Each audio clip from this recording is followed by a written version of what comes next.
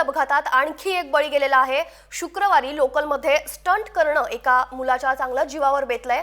गोरेगाव स्टेशनच्या प्लॅटफॉर्मच्या एंडवर सिग्नलच्या पोलला धडक लागून तो खाली पडला आणि तिथेच त्याचा मृत्यू झाला। गोरेगावच्या प्लॅटफॉर्म क्रमांक 2 वर ही घटना घडलेली आहे। शुक्रवारी ही घटना घडली आहे।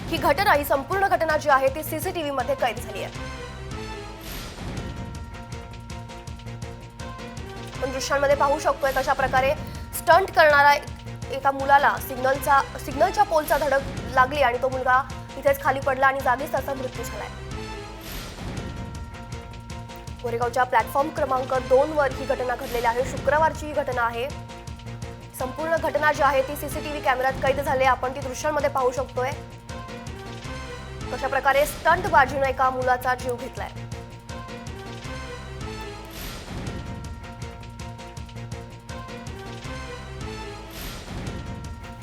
आपले प्रतिनिधी विशाल सिंग आपल्यासोबत आहेत। विशाल, काय अधिक सांगाल? सिग्नलच्या पोलला धडक लागून स्टंटबाजी करताना एका मुलाचा जीव गेलेला आहे। ज्योती, जर आपण सीसीटीव्ही फुटेज बघाल तर फुटेजमध्ये स्पष्ट दिसते आहे की जेव्हा ट्रेन प्लॅटफॉर्मवरून निघाली होती तेव्हा हा जो मुलगा होता 20 वर्षाचा वय सांगता येते तेव्हापासून तो स्टंटबाजी करत होता।